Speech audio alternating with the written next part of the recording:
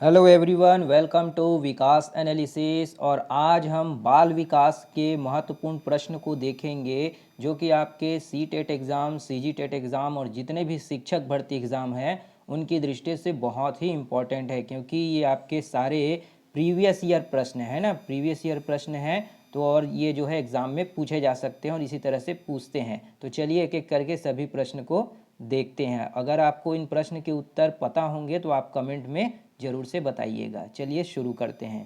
पहला प्रश्न है आपका, शरीर के आकार में वृद्धि होती है ना। जो शरीर का आकार है उसमें वृद्धि होती है, क्योंकि पहला ऑप्शन है आपका शारीरिक और गत्यात्मक विकास होता है। दूसरा ऑप्शन है संवेगात्मक विकास होता है। तीसरा ऑप्शन है संज्ञानात्मक विकास होता है और चौथा है नैतिक विकास होता है। तो जो शरीर के आकार में वृद्धि है वो किस लिए होती है वो आपको यहाँ पे बताना है। तो इसका सही आंसर क्या हो जाएगा? तो वो होगा आपका शारीरिक और गत्यात्मक विकास के कारण जो है शरीर के आकार में वृद्धि होती है। तो ऑप्शन नंबर ए जो होगा आपका यहाँ पे करेक्ट आंसर हो जाएगा। अगला प्रश्न देखते हैं। शरीर के शारीरिक विकास का क्षेत्र है ना, जो शारीरिक विकास है उसका क्षेत्र कौन सा है वो आपसे यहाँ पे पूछा जा रहा है। पहला है स्नायुमंडल, दूसरा है स्मृति, तीसरा है आपका अभिप्रेरणा और चौथा है समायोजन। तो शारीरिक विकास का क्षेत्र इनमें से कौन सा होगा? तो इसका सही आंसर क्या होगा दोस्तों? तो वो हो जाएगा आपका स्नायुमंडल, है ना। स्नायुमंडल जो होता है वो शारीरिक विकास के क्षेत्र होते हैं। बाकी जो आपके स्मृति, अभिप्रेरणा और समायोजन जो होते हैं ये मानसिक विकास से संबंधित, किससे संबंधित है? मानसिक विकास के क्षेत्र से संबंधित, है ना। मानसिक विकास है उसके क्षेत्र से संबंधित होते हैं। तो यहाँ पे हमारा ऑप्शन ए करेक्ट हो जाएगा। चलिए आगे देखते हैं। वर्तमान में निशक्त बच्चों की शिक्षा के लिए कहा है ना। वर्तमान में जो निशक्त बच्चे हैं उनके लिए क्या कहा है वो आपको बताना है। पहला है आपका समावेशी शिक्षा, दूसरा है आपका विशेष शिक्षा, तीसरा है समकेती शिक्षा और चौथा है इनमें से कोई भी नहीं, है ना। तो वर्तमान में जो निशक्त बच्चे हैं ना, वर्तमान में जो निशक्त बच्चे हैं उनके लिए क्या कहा गया है? तो इसका सही आंसर होगा समावेशी शिक्षा, है ना। समावेशी शिक्षा वैसी शिक्षा होती है जिसमें सामान्य, है ना, जिसमें सामान्य और विशिष्ट क्षमता, सामान्य और विशिष्ट क्षमता वाले जो बालक होते हैं उनको एक साथ क्या किया जाता है? शिक्षा दी जाती है। तो समावेशी शिक्षा आपका यहाँ पे सही हो जाएगा। चलिए अगला प्रश्न देखते हैं। अगला प्रश्न है आपका व्यक्तित्व विकास की अवस्था, है ना। जो व्यक्तित्व विकास है उसकी अवस्था क्या है आपसे पूछा जा रहा है। पहला ऑप्शन है अधिगम एवं वृद्धि, दूसरा है व्यक्तिवृत्त अध्ययन, तीसरा है उपचारात्मक अध्ययन और चौथा इनमें से कोई नहीं, है ना। तो व्यक्तित्व विकास की अवस्था इनमें से कौन सा होगा, है ना। तो व्यक्तित्व जो विकास है उसकी अवस्था में आएगा आपका अधिगम एवं वृद्धि क्षेत्र, है ना। अधिगम और वृद्धि क्षेत्र आपका करेक्ट हो जाएगा। दोस्तों अगर वीडियो बढ़िया लगा हो तो लाइक और चैनल को सब्सक्राइब सपोर्ट जरूर से करिएगा। चलिए अगला प्रश्न देखते हैं। यदि आपकी कक्षा का बच्चा सी को डी तथा डी को लिखे, है ना, जो डी को लिखे या पढ़े तो वह कौन सा रोग से पीड़ित है ना। एक बच्चा जो है कक्षा का, आपके क्लास का बच्चा जो सी को क्या पढ़ता है? डी पढ़ता है, और डी को लिखे पढ़े तो वह कौन से रोग से पीड़ित होगा? पहला है मलेरिया, दूसरा है डिसलेक्सिया, तीसरा है फाइलेरिया और चौथा है आपका टाइफाइड, है ना। तो यहाँ पे आपका सही आंसर क्या होगा? तो वो होगा डिसलेक्सिया, है ना। डिसलेक्सिया जो होता है एक लेखन संबंधित क्या है? लेखन, है ना। लेखन संबंधित क्या होता है? एक रोग होता है। बाकी ये सभी आपके जीवाणु, है ना, जीवाणु और ये आपके विषाणु से होने वाले रोग हैं ना, जीवाणु हो गया, आपके कवक, ये सबसे होने वाले रोग होते हैं। लेकिन डिसलेक्सिया आपका एक लर्निंग डिसेबिलिटी है ना, तो यहाँ पे ऑप्शन बी करेक्ट हो जाएगा। अगला प्रश्न देखते हैं, दूसरे वर्ष के अंत तक शिशु का शब्द भंडार हो जाता है ना, दूसरे वर्ष के अंत तक जो बच्चा है उसमें कितने सारे शब्द जो है उसमें आ जाते हैं। पहला है 100 शब्द, दूसरा है 60 शब्द, तीसरा है 50 शब्द और चौथा है 10 शब्द, है ना। तो दूसरे वर्ष के अंत तक शिशु का शब्द भंडार कितना होगा, तो वो हो जाएगा आपका यहाँ पे 100 शब्द, है ना। लगभग 100 शब्द जो है उस शिशु में आ जाते हैं। तो ऑप्शन ये आपका करेक्ट आंसर होगा, है ना। 0 से लेकर के जो 2 वर्ष तक के शिशु है उनमें लगभग जो है आपके 100 शब्द जो है आ जाते हैं। चलिए अगला प्रश्न देखते हैं। अगला प्रश्न है आपका यहाँ पे, आरटी एक्ट 2009 के अनुसार प्राथमिक विद्यालयों में शिक्षकों को प्रति सप्ताह कुल कितने घंटे की योजना बनाकर कार्य करना है ना।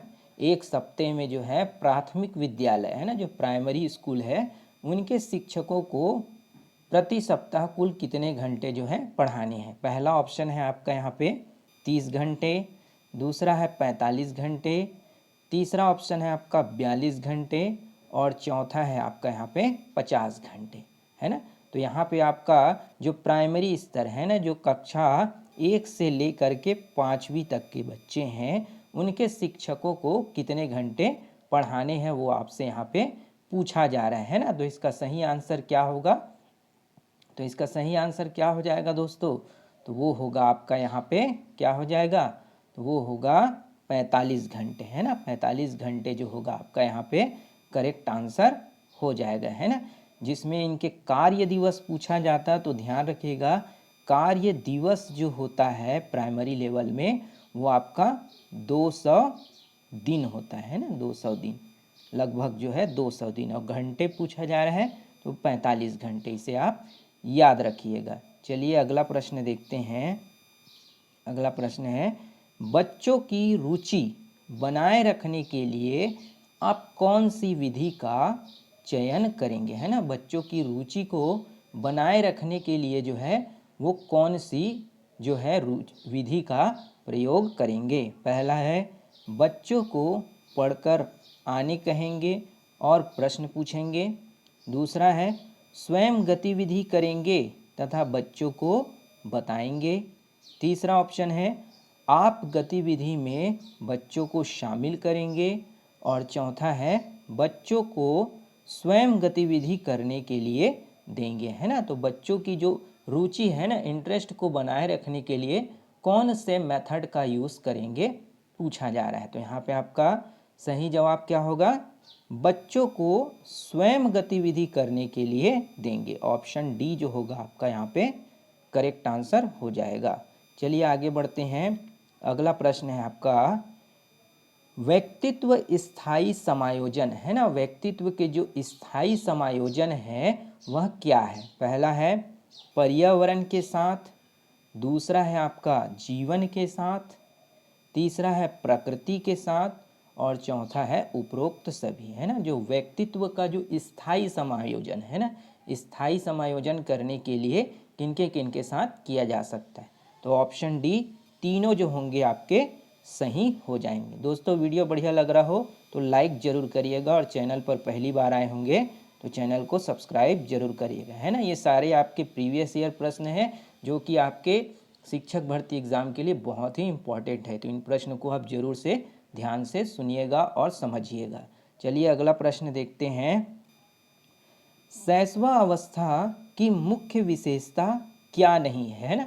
शैशवा अवस्था की जो मुख्य विशेषता नहीं है वो आपको यहाँ पे बताना है। पहला ऑप्शन है आपका सीखने की प्रक्रिया में तीव्रता, है ना। जो सीखने की प्रक्रिया है उसमें तीव्रता आएगी। दूसरा है जिज्ञासा की प्रवृत्ति, तीसरा ऑप्शन है अनुकरण द्वारा सीखने की प्रवृत्ति और चौथा है चिंतन प्रक्रिया, है ना। तो यहाँ पे जो शैशवा अवस्था है उसकी मुख्य विशेषता नहीं है वो आपको बताना है। तो शैशवावस्था में सीखने की जो प्रक्रिया होती है वो बहुत तीव्रता होती है, ये तो हमारा सही स्टेटमेंट है।